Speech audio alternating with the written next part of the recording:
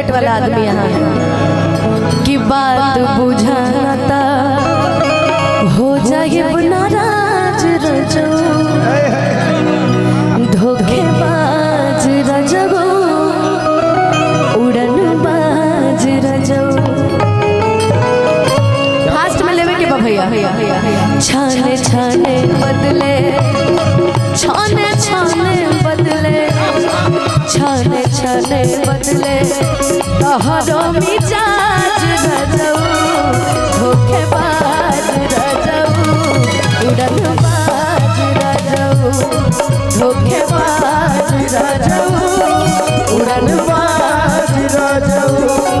बात बुझी नाता बात बुझी नाता बात बुझी नाता हो जाए नाराज रजो धोखेबाज रजो एक किसान रजो धोखेबाज रजो धोखेबाज रजो।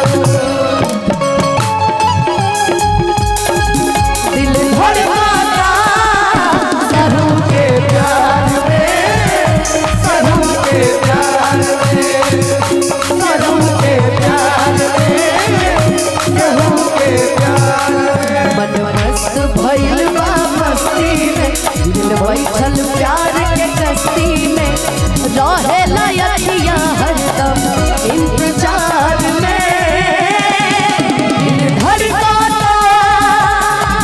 दिल धड़काता काजल के प्यार में काजल के प्यार में भाभी के प्यार में भाभी के प्यार में।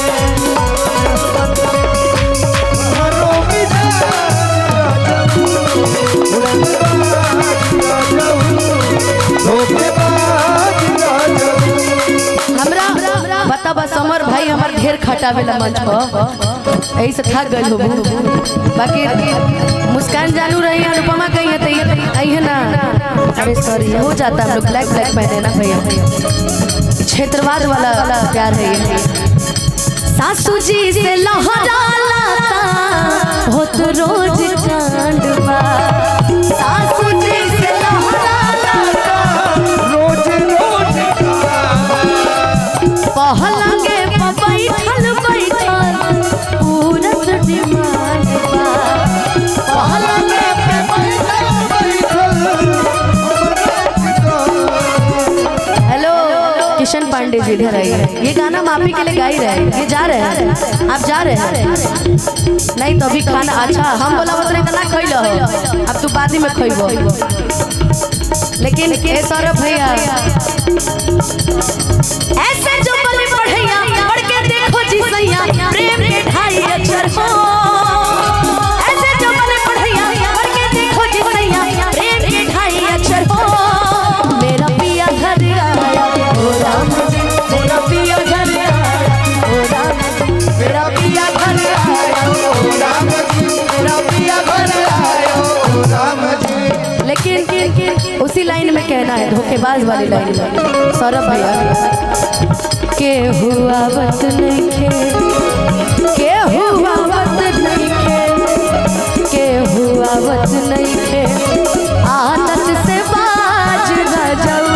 हेलो मैं कम से कम बहुत बार बनारस गई होंगी ये आदमी हर बार मेरे से मिलने नहीं आया। तुमसे शिकायत है ये तुम हमें मिलते नहीं।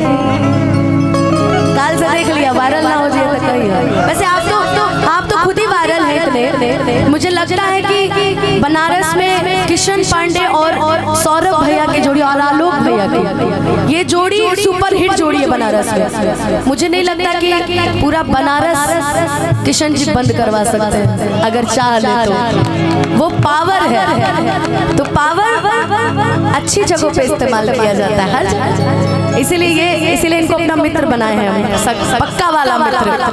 अब मित्र को लोग गलत दे दे अगर नाम तो ये उनकी गलती उनकी मानसिकता है। हम दोस्त है और आजीवन दोस्त रहेंगे। किसी के केहू के बोलना से होई कुछ नहीं होने वाला जीवन में, लेकिन आपके लिए कहूँगी कि के हुआ।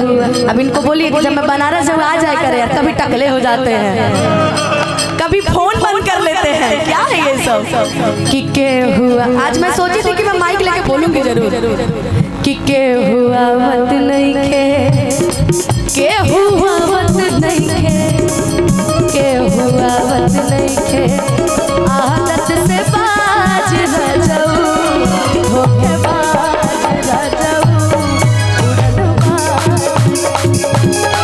धोखेबाज न जाऊं, उड़नबाज न जाऊं, छाने छाने बदले तोहरो मिजाज न जाऊं, धोखेबाज न जाऊं, उड़नबाज न जाऊं, धोखेबाज न जाऊं,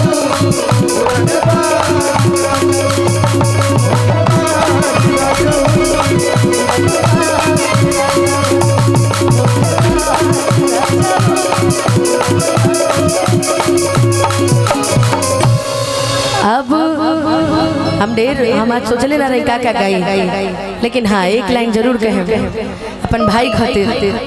अपन ये हमार भाई भी हवन, दोस्त भी हवन, ऐसे कि हमने के साथे काम करीला सब, तो कबो दोस्त भी बड़े, भाई भी बड़े, बड़ गार्जियन भी बड़े, और कहीं ना कहीं एगो ऐसा इंसान जो स्टार तो बाकी स्टार के साथ साथ एक नेक दिल इंसान भी हुए। यही से इतना दूर दूर से कलाकार मानो हमने के पटना से चल के आयल बनी सब भैया खातिर कल मोतिहारी जाए के बाद, बस ई भाई के प्यार कैसे कि ब्याह में ना आ पायल रहे, हमरा लगत रहे कि खिसियाइल हुई है, बाकी अब ना कोई टेंशन।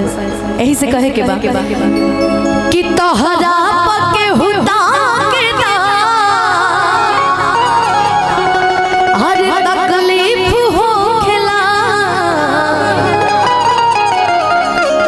हर झरखो से के बुझा के ता तकलीफ हो खेला। बाकी हम चाहे कि अगर भाभी को कोई गाना हमारे पसंद हो तो भाभी फरमाइश आप कर सकते हैं, हम फरमाइश सुना देंगे। कोई गाना फरमाइश, कोई भी हिंदी बताइए ना, थोड़ा बहुत टूटा फूटा लेकिन गाएंगे। आइए ना भाभी, आइए ना, अभी वो याद कर रही है।